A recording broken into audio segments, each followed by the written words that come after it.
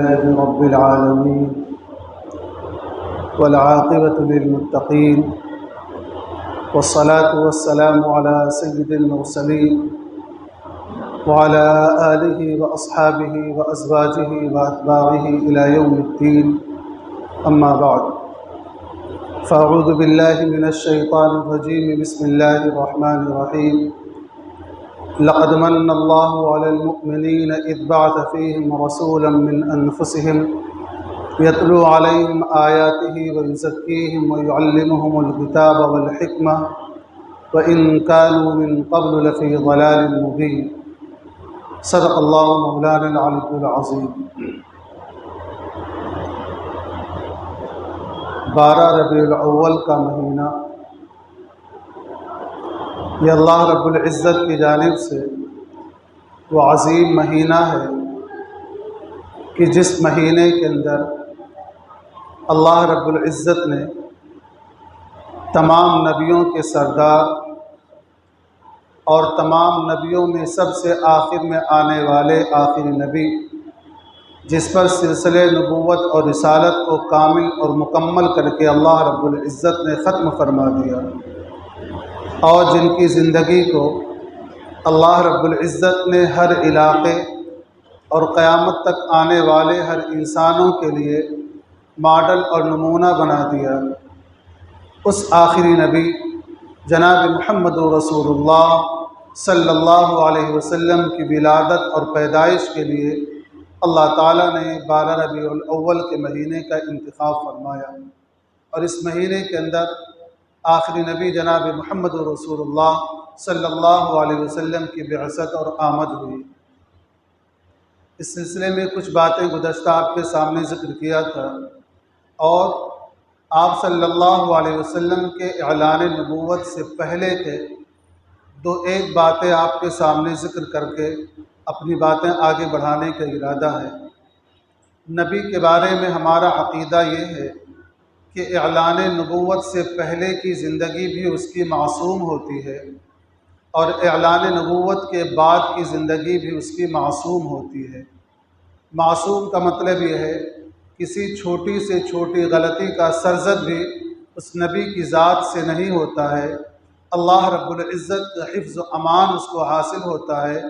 اللہ تعالیٰ ہر قسم کی لغزش اور خطاؤں سے اپنے نبیوں کو محفوظ کرتا ہے، ان کی حفاظت کرتا ہے۔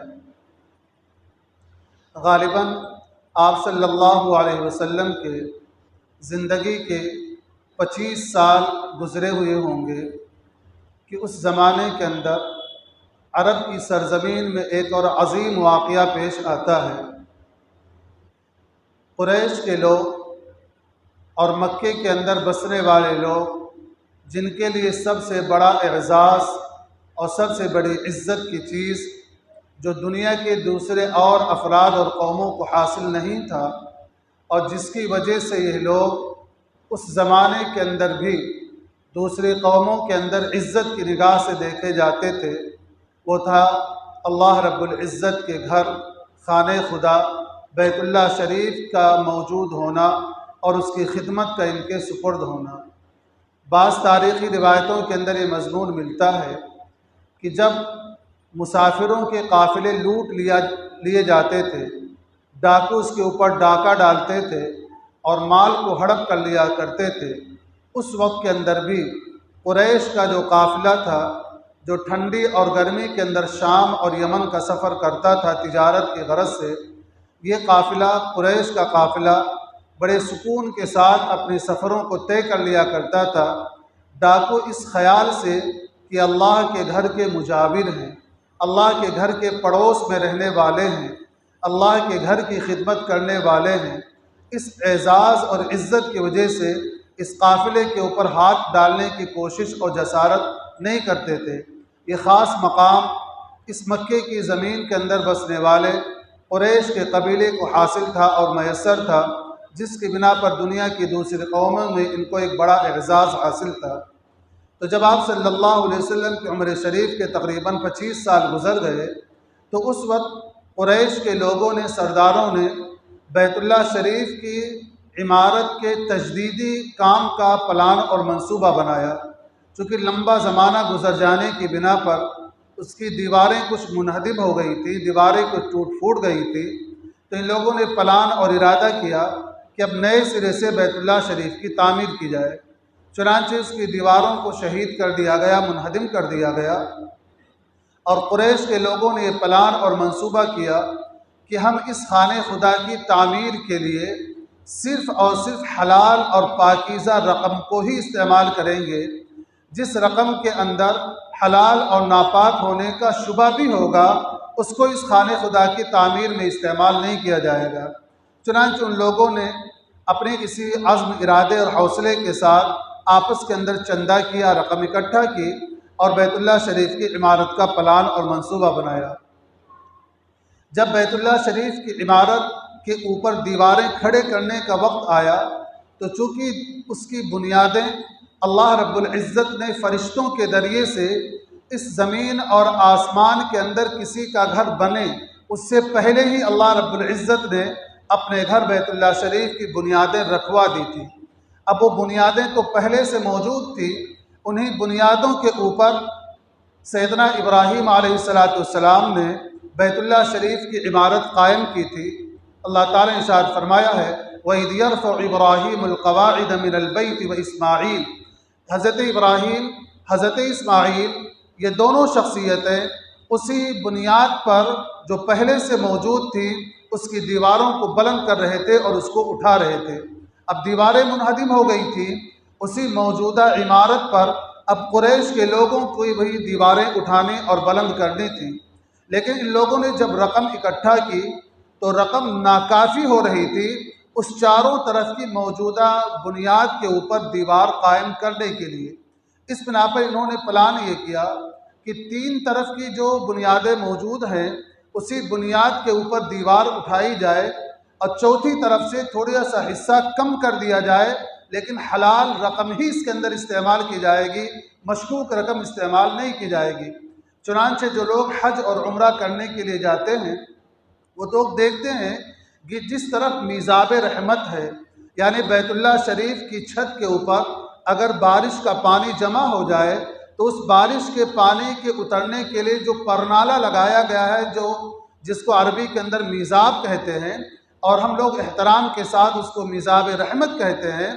جس طرف میزاب رحمت ہے جو بیت اللہ شریف کی عمارت موجود ہے، اس عمارت کو چھوڑ کر کے تھوڑی سی دوری کے اوپر اور ایک قد آدم کے برابر دیوار اٹھی ہوئی ہے جس کو حتیم کا حصہ کہا جاتا ہے۔ علماء نے ذکر کیا ہے تاریخی روایات کو سامنے رکھتے ہوئے کہ بیت اللہ شریف کی اس سمت کے اندر جو موجودہ دیوار ہے اس دیوار سے تقریباً 1 میٹر کا فاصلہ وہ عین بیت اللہ شریف ہی کا حصہ ہے جو ان فرشتوں کے رکھی ہوئی عمارت کا اندرونی حصہ ہے، اور اس کے بعد میں تھوڑی سی اور یہ حتیم کی دیوار بنا کر کے اس کو اٹھایا گیا ہے۔ اس بنا پر اگر کوئی آدمی یہ منت مانتا ہے، اگر نظر مانتا ہے کہ میں وہاں پر پہنچوں گا تو بیت اللہ شریف کے اندر 2 رکعت نماز ادا کروں گا یا دعا کروں گا، اور وہ آدمی جا کر کے حتیم کے اس حصے کے اندر جو آج حتیم کا حصہ ہے وہاں پر پہنچ کر کے اور بالکل بیت اللہ شریف کی دیواروں کے قریب جا کر کے اپنی 2 رکعت نماز پڑھ لیتا ہے یا دعا مانگ لیتا ہے تو اس کی منت پوری ہو جائے گی، کیونکہ وہ عین بیت اللہ شریف کا اندرون حصہ ہی ہے جو رقم کے ناکافی ہونے کی وجہ سے اس حصے کو باہر چھوڑ کر کے دیوار پہلے اٹھا دی گئی تھی۔ یہ اسی وقت ہوا تھا جب اللہ کے رسول صلی اللہ علیہ وسلم کی عمر مبارک تقریباً 25 سال کی تھی اور قریش کے لوگوں نے ارادہ کیا تھا کہ اب دیواروں کو نئے سرے سے اٹھایا جائے۔ بعد کے اندر کچھ اور حالات آئے، اس کا اس وقت تذکرہ کرنا میرا موضوع نہیں ہے۔ بہرحال جب دیواریں منہدم کی گئی اور دیواریں اٹھائی جانے لگی، بلند کی جانے لگی، اب دیوار آہستہ آہستہ بلندی کے اس حصے پر پہنچ گئی کہ اب وہاں پر پہنچنے کے بعد حجر اسود جو جنت کا نازل کردہ اللہ رب العزت کی جانب سے ایک خاص پتھر ہے جس کی تاثیر اللہ رب العزت نے رکھی ہے کہ وہ انسانوں کے گناہوں کو چوس لیا کرتا ہے، کھینچ لیا کرتا ہے، وہ ان تمام دیواروں میں سب سے زیادہ معزز موجود پتھروں میں سے ایک پتھر ہے۔ جب اس پتھر کے رکھنے کی باری آئی تو اب قبیلے قریش کے جتنے خاندان تھے اور ہر خاندان کے جو سردار تھے، ہر سردار اور ہر خاندان یہ چاہتا تھا کہ یہ اعزاز اور یہ شرف ہمیں حاصل ہو کہ بیت اللہ شریف کی اس موجودہ اور بیت اللہ شریف کے اس بابرکت اور عظیم پتھر کو دیوار میں اٹھا کر نصب کرنے کا فخر ہمیں حاصل ہو جائے، کیونکہ ان کے لیے سب سے بڑی فخر اور سب سے بڑا اعزاز بیت اللہ شریف کی خدمت اور اس کا جواری ہی تھا۔ اس بنا پر اس عظیم پتھر کو اس کی دیوار پر قائم کرنے کے لیے وہ سب کچھ کر گزرنے کے لیے آمادہ تھے، لیکن یہ شرف ہمارے خاندان کو حاصل ہو اس سے وہ سمجھوتا کرنے کے لیے تیار نہیں تھے۔ یہاں تک کہ قریش کے مختلف خاندانوں کے سرداروں کے درمیان کئی دنوں پر بحث و تمحیص ہوئی، آپس میں بات چیت ہوئی،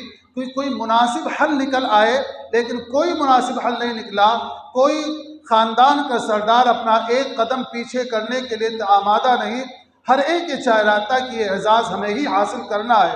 یہاں تک کہ اب بات یہاں تک پہنچ گئی کہ آپس کے اندر قتل و قتال ہو جائے، آپس میں لڑائی ہو جائے، جو فتح یاب ہوگا، جو جیت جائے گا، وہ قبیلہ اور وہ خاندان اور اس کا سردار اس خانہ کعبہ کے دیواروں کے اندر اس عظیم پتھر کو اپنے ہاتھوں سے رکھے گا۔ کہ جب اس مرحلے کے اندر پہنچے تو اسی میں سے کسی ایک آدمی نے ایک تجویز رکھی کہ ایسا ہم کیوں نہ کریں کہ آپس کے جھگڑے کو حل کرنے کے لیے کوئی ایک ثالث متعین کریں، کسی ایک تیسرے کو بیچ کے اندر ڈالیں اور اس تیسرے کو حکم بنا لیں، اور وہ جو فیصلہ کرے ہم سارے لوگ آمادہ ہو جائیں۔ اب ثالثی کا معاملہ کون انجام دے؟ یہ آپس کے اندر جو جنگ و جدال کی نوبت آ گئی تھی، اور یہ تو وہ خاندان اور اس کے سردار تھے جو انتہائی معمولی باتوں پر لڑائی کرنے کے لیے آمادہ رہتے تھے، اور یہ تو بڑا اعزاز اور بڑے فخر کی بات ان کے لیے تھی، کیسے اس سے سمجھوتا کر سکتے تھے؟ کہ انہیں میں سے کسی نے تجویز کی، ایسا ہم کرتے ہیں کہ آنے والے صبح میں سب سے پہلے جو شخص بیت اللہ شریف کے اندر داخل ہو، ہم اس کو اپنا حکم تجویز کر لیں، اور وہ جو فیصلہ کرے ہم سارے لوگ اس پر آمادہ اور تیار ہو جائیں۔ اس پر بات ان کی ٹھہر گئی اور سارے قبیلے کے لوگوں نے اس کی اپنی رضامندی کا اظہار کیا۔ اب ہر قبیلے کے دل کے اندر یہ جذبہ اور یہ خیال تھا کہ دیکھو کیا ہوتا ہے، دیکھو کیا ہوتا ہے، کس قبیلے کا آدمی پہنچتا ہے اور وہ کیا فیصلہ کرتا ہے، کس کو یہ اعزاز اور فخر کا مقام حاصل ہوتا ہے۔ ہر ایک کے دل کے اندر یہ جستجو اور یہ تڑپ اور یہ بے چینی اور یہ اضطراب موجود تھا کہ جب وہ لوگ صبح کے وقت گئے تو انہوں نے دیکھا جناب محمد رسول اللہ صلی اللہ علیہ وسلم خانہ کعبہ کے اندر داخل ہو رہے ہیں اور آپ اس کے اندر موجود ہیں۔ تاریخ کے اندر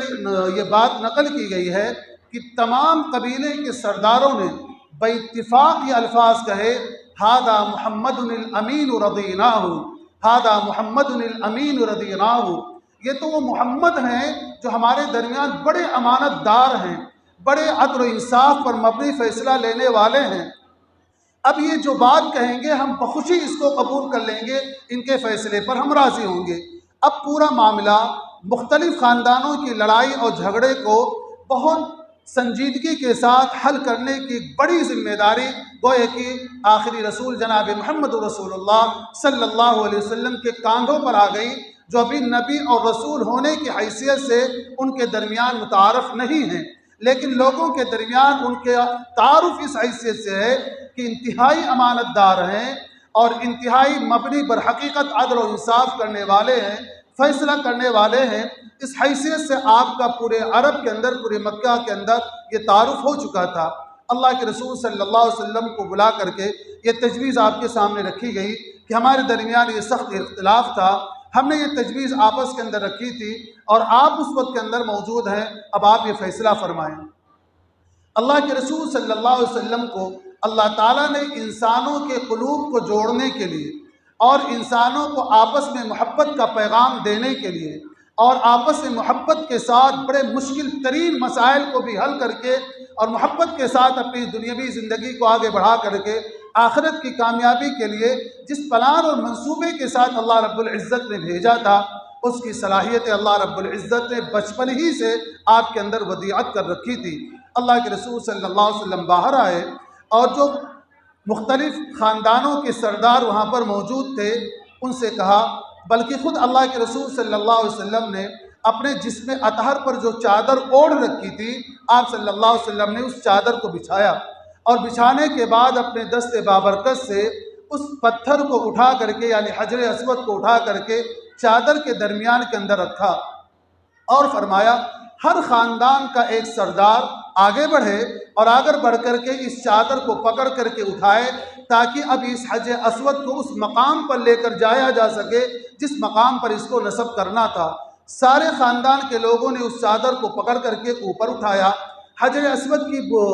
چادر کے ساتھ اونچائی اس جگہ پر پہنچ گئی جس جگہ پر دیوار پر نصب کرنا تھا۔ اللہ کے رسول صلی اللہ علیہ وسلم نے اس چادر سے حجر اسود کو لیا اور اپنے دست بابرکت سے اس دیوار کے اندر نصب کر دیا۔ یہ آپ صلی اللہ علیہ وسلم کی سمجھداری اور مختلف قبیلوں کے درمیان جو جنگ و جدال کی نوبت تھی اس کو اتنی سنجیدگی کے ساتھ حل کر دینا کہ ہر قبیلے کو وہ فخر بھی حاصل رہے، ہر قبیلہ یہ کہہ رہ سکتا تھا کہ حجر اسود کو نصب کرنے کے اندر ہماری برابر کی ساجھیداری رہی ہے، برابر کا ہمارا حصہ رہا ہے۔ کوئی قبیلہ چل کر کے کسی قبیلے کو ہیچ اور نیچ نہیں دکھلا سکتا کہ یہ مقام تو ہم کو حاصل ہوا، تم اس مقام سے محروم ہو گئے، اس فیصلے کے اندر ہم تو جیت گئے اور تم تو ہار گئے، اس کے کہنے کا کوئی موقع نہیں رہا۔ یہ مبنی بر حقیقت اور ایک انتہائی سنجیدگی کا فیصلہ اور بڑی دور اندیشی دوربینی کا فیصلہ اللہ کے رسول صلی اللہ علیہ وسلم نے ان تمام موجود قبیلوں کے درمیان اور ان کے سرداروں کی موجودگی کے اندر صادر فرمایا۔ یہ واقعہ یوں ہی نہیں ہوا بلکہ اللہ کے رسول صلی اللہ علیہ وسلم کی شخصیت، اللہ کے رسول صلی اللہ علیہ وسلم کی ذات بابرکت کا تعارف اللہ رب العزت ان قبیلوں کے ایک ایک سرداروں کے سامنے اللہ رب العزت کو کرانا اور اللہ رب العزت کو ان کے سامنے لانا منظور تھا۔ اس بنا پر اللہ رب العزت نے یہ حالات پیدا کیے اور آپ صلی اللہ علیہ وسلم نے اپنی شخصیت کا تعارف تمام قبیلوں کے لیے، تمام قبیلوں کے سرداروں کے لیے، ہر سردار اور ہر شخص کو وہ مقام اور عزت دینا جس کی اس کی حاجت اور ضرورت ہو سکتی ہے، ان تمام تر چیزوں کی رعایت کرتے ہوئے ان کے سامنے صادر فرمایا۔ اب آپ صلی اللہ علیہ وسلم کی شخصیت ان لوگوں کے درمیان اور زیادہ نکھر کر کے آ گئی۔ یہ آپ صلی اللہ علیہ وسلم کے اعلان نبوت سے پہلے کے واقعات ہیں جو میں آپ کے سامنے ذکر کر رہا ہوں۔ پھر اللہ کے رسول صلی اللہ علیہ وسلم کی شخصیت اب لوگوں کے درمیان انتہائی، کوئی چھوٹا ہو کوئی بڑا ہو، سردار ہو مرد ہو عورت ہو، قبیلے کا ہر فرد اس بات سے اچھی طریقے سے واقف ہو گیا کہ محمد جو ہمارے درمیان امین اور صادق کے نام سے معروف و مشہور ہیں، وہ انتہائی سنجیدہ، انتہائی سمجھداری اور انتہائی مبنی بر حقیقت عدل و انصاف کا معاملہ کرتے ہیں۔ ہر ایک کی شخصیت کا، ہر ایک کی عزت اور اکرام کا پورا لحاظ کرتے ہیں۔ اب اس مکے کی سرزمین کے اندر بسنے والا کوئی فرد ایسا نہیں تھا جس کا تعارف اللہ کے رسول صلی اللہ علیہ وسلم کے پاس نہ پہنچ گیا ہو۔ اب کوئی ضرورت مند ہوتا تھا،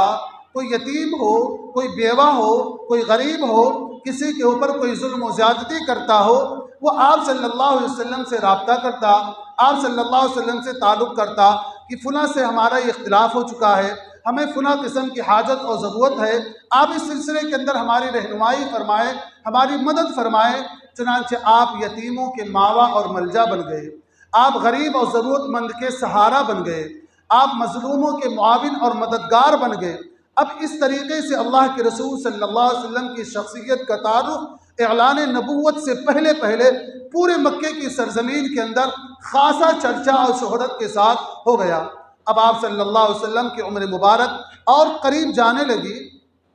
جب عمر مبارک اس حد تک پہنچ چکی کہ اب اللہ کے رسول صلی اللہ علیہ وسلم کے کاندھوں پر وہ عظیم ذمہ داری ڈال دی جائے جس عظیم ذمہ داری کے لیے اللہ رب العزت نے آپ کو دنیا میں بھیجنے کا فیصلہ فرمایا تھا، اور بہت لمبے زمانے سیدنا ابراہیم علیہ السلام نے جس عظیم ذمہ داری کے ساتھ اسی خاندان کے اندر ایک شخصیت کے آنے کے لیے اللہ رب العزت سے دعائیں مانگی تھی، اب وہ ذمہ داری جب کاندھوں پر آنے کا وقت آ گیا تو آپ صلی اللہ علیہ وسلم کے دل میں اور آپ صلی اللہ علیہ وسلم کے اپنے معمولات میں ایک عظیم بدلاؤ اور انقلاب پیدا ہوا۔ وہ بدلاؤ انقلاب یہ تھا کہ اب آپ کو تنہائی زیادہ پسند ہونے لگی۔ آپ زیادہ تر اوقات دنیا کے اندر اللہ رب العزت نے جو چیزیں پیدا کی ہیں جس کو ہم مخلوقات کہتے ہیں، چاہے وہ انسان ہوں، چاہے وہ جانور ہوں، چاہے وہ درخت ہوں، چاہے وہ پتھر ہوں، چاہے الگ الگ صلاحیتوں کی سرزمینیں ہوں، چاہے وہ آسمان ہو، چاہے اس کے اندر چاند و ستارے ہوں،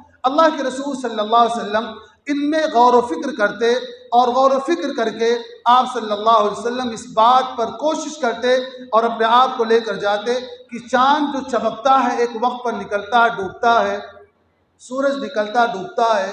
آسمان جو بغیر پلروں کے کھڑا ہے، زمین جو بچھائی گئی ہے، جس زمین کے اندر جس جگہ جون سی چیز چاہے آدمی آسانی سے کاشت کر لیتا ہے، بڑی بڑی عمارتیں کھڑی کر لیتا ہے، انسان دوڑتا بھاگتا ہے، اس کے سارا انتظام، دیگر تمام مخلوقات کے رہن سہن، کھانے پینے کا، یہ تمام تر انتظام اس کو کرنے والی ذات کون ہے، اس ذات کا پتہ لگانا، اس سلسلے میں آپ متفکر رہتے۔ ان تمام تر دنیا کے نظام اور سسٹم کو سجانے والا، آسمان کو بنانے والا، اس نے آسمان کو کیوں بنایا؟ زمین کو بنانے والا، اس نے زمین کو کیوں بنایا؟ ان مخلوقات کو پیدا کرنے والا، اس نے ان کو کیوں پیدا کیا؟ انسانوں کو جو مقام دیا، اس نے کیوں انسانوں کو پیدا کیا، مقام دیا؟ جمادات بنائے، پتھر پڑھائے، شجر حجر بنائے، اس کے اندر اللہ کے رسول صلی اللہ علیہ وسلم تنہائی میں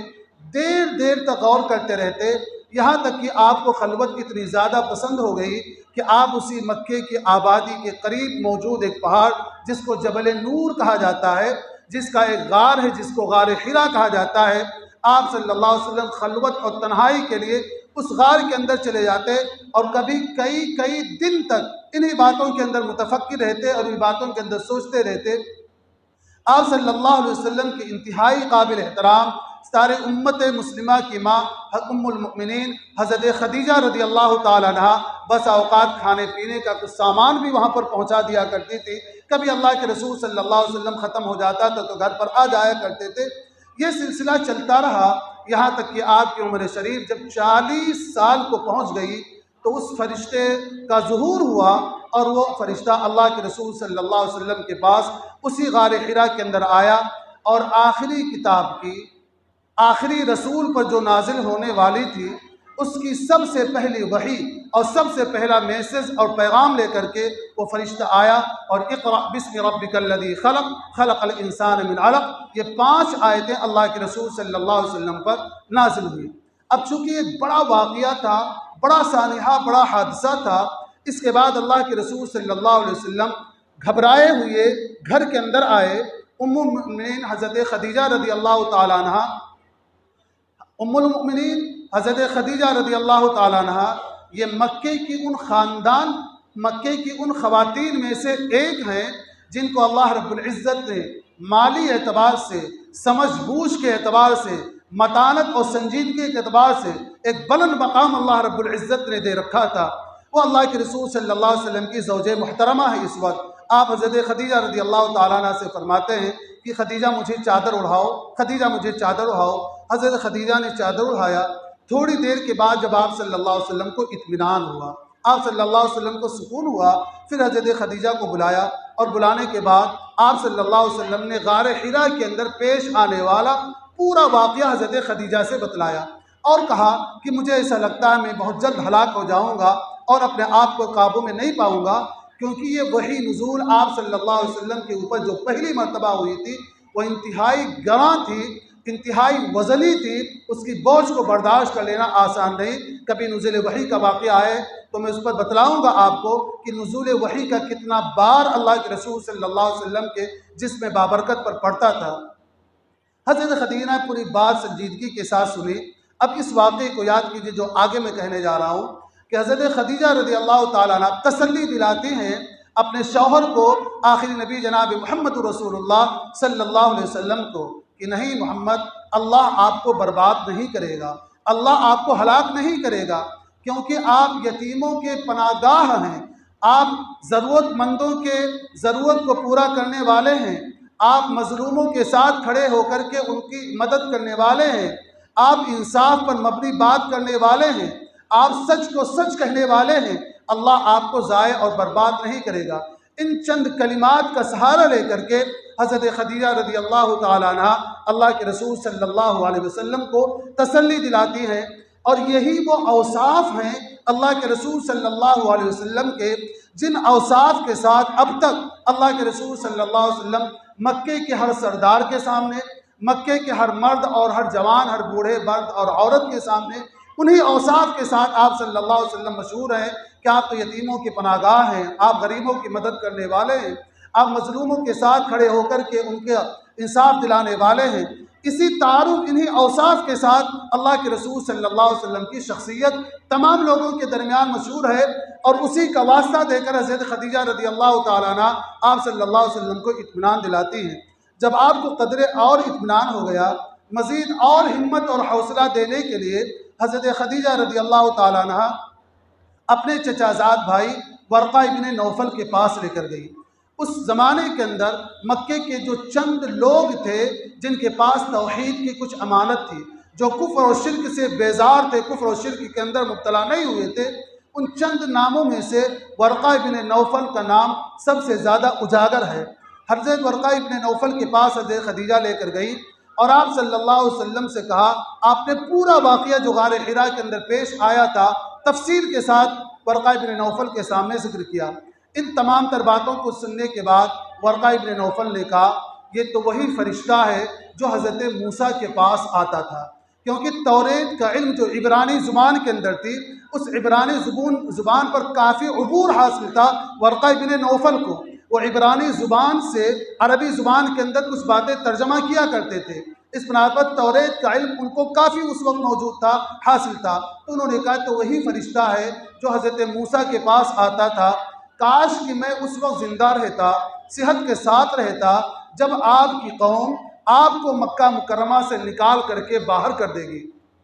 اللہ کے رسول صلی اللہ علیہ وسلم نے سخت تعجب کا اظہار کیا کہ جو لوگ ہمیں صادق اور امین کہتے ہیں، جو ہماری ہر صدا کے اوپر ہر بات پر آمادہ رہتے ہیں، اور جن کا تعارف ہمارے لوگوں کے درمیان ہمارا تعارف لوگوں کے درمیان اس انداز پر ہے، لوگ ہم سے اتنی محبت کرتے ہیں، بڑے بڑے اہم ترین مسائل ہمارے حل کے لیے ہمارے سامنے لے کر کے آتے ہیں، وہ لوگ ہمیں اس بستی سے نکال دیں گے، مکے سے نکال دیں گے۔ کہ آپ صلی اللہ علیہ وسلم کے سامنے سخت تعجب کا فیصلہ تھا، بات تھی جو ورقہ ابن نوفل نے کہا، لیکن ورقہ ابن نوفل نے کہا ایسا ہی ہوگا، چونکہ آخری نبی کی جو علامتیں بتلائی گئی تھی توریت کے اندر، یہ علامت بھی اس کے اندر موجود تھی۔ بہرکیف اللہ کے رسول صلی اللہ علیہ وسلم تشریف لائے اور اپنی زندگی کے مراحل کو، اپنی ذمہ داریوں کو نبھاتے رہے، یہاں تک کہ آپ صلی اللہ علیہ وسلم کے نبوت پر جو لوگ ایمان لاتے رہے ان کو سخت ایذائیں، سخت تکلیف پہنچائی جاتی رہی۔ اللہ کے رسول صلی اللہ علیہ وسلم کو وہی لوگ جو اعلان نبوت سے پہلے اس نگاہ سے، اس ادب و احترام کے ساتھ دیکھتے، اب وہی لوگ کہنے لگے کہ محمد کاہن ہیں، یعنی جادوگر ہیں، وہی لوگ کہنے لگے کہ ساحر ہیں، وہی لوگ کہنے لگے کہ اللہ پر غلط نسبت کرتے ہیں، افترا پردازی کرتے ہیں۔ اب ان غلط القابوں کے ساتھ وہ اللہ کے رسول صلی اللہ علیہ وسلم کو یاد کرنے لگے، لیکن اللہ کے رسول صلی اللہ علیہ وسلم اپنے پورے عزم اور حوصلے کے ساتھ اپنی دعوت کو اللہ رب العزت کے بتلائے ہوئے نظام اور بتلائے ہوئے حکم کے مطابق انجام دیتے رہے، یہاں تک کہ آپ صلی اللہ علیہ وسلم کے اعلان نبوت کا تقریباً 10 سال کا عرصہ گزر گیا۔ اس بات کو بھی یہاں پر ذہن میں رکھیں کہ آپ صلی اللہ علیہ وسلم کے اعلان نبوت کے بعد مکے کے لوگ جو سخت دشمن ہو گئے تھے، جو آپ کو کاہن، ساحر، مفتری اور نہ معلوم کن کن الفاظوں سے آپ کو یاد کرتے تھے، آپ کو دیکھ کر بھاگتے تھے، اوباش بچے تالیاں بجاتے تھے، آپ کو گالیاں دیتے تھے، سب کچھ کرتے تھے، لیکن اس وقت آپ صلی اللہ علیہ وسلم کے پشت کے اوپر دو بڑی شخصیتیں آپ کی پناہ اور سرپرستی کے لیے اللہ تعالیٰ نے لگا رکھی تھی۔ ایک تو خود حضرت خدیجہ رضی اللہ تعالیٰ عنہ ہیں، جو مکے کی انتہائی مالدار اور انتہائی سنجیدہ خاتون میں سے ایک تھی، اور دوسرے آپ صلی اللہ علیہ وسلم کے چچا ابو طالب، جو آپ صلی اللہ علیہ وسلم کے نگراں اور سرپرست کے حیثیت سے ان کے سرپرستی کے اندر آپ صلی اللہ علیہ وسلم اپنے دعوت کے مشن کو جاری رکھے ہوئے تھے۔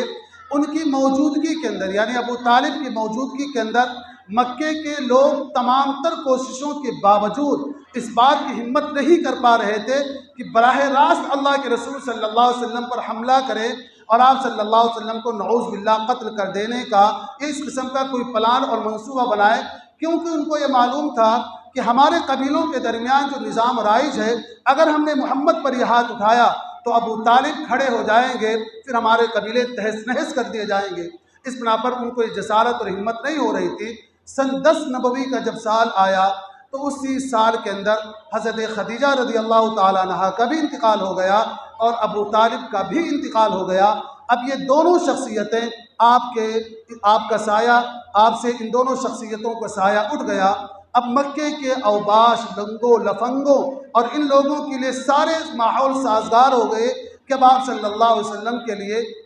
کوئی اور پلان اور منصوبہ کریں۔ اس وقت میں اللہ کے رسول صلی اللہ علیہ وسلم نے طائف کا سفر کیا تھا، کیونکہ طائف سے آپ کے ننیحال کا رشتہ تھا۔ آپ کو اس بات کی امید تھی کہ اس تمام دشمنیوں کے باوجود ننیحال کے لوگ، ننیحال کے رشتے والے بہرحال اپنے خاندان کے بارے میں ایک اچھا اور ایک محبت کا جذبہ رکھتے ہیں، چلو اب وہاں سے ہمیں کچھ پناہ مل جائے گا، اور جس کی بنا پر یہ لوگ ہمارے بارے میں کوئی اس قسم کا پلان و منصوبہ نہیں کر سکتے ہیں۔ آپ صلی اللہ علیہ وسلم طائف گئے، اور طائف کے لوگوں نے جو ویوہار اور برتاؤ کیا کہ بات سننا تو دور کی بات پر ماننا تو دور کی بات ہے، پناہ دینا تو دور کی بات ہے، بات سننا گوارا نہیں کیا، بلکہ اوباش، لفنگوں نوجوانوں کو لگا دیا، جنہوں نے آپ صلی اللہ علیہ وسلم کو سخت تکلیف پہنچائی۔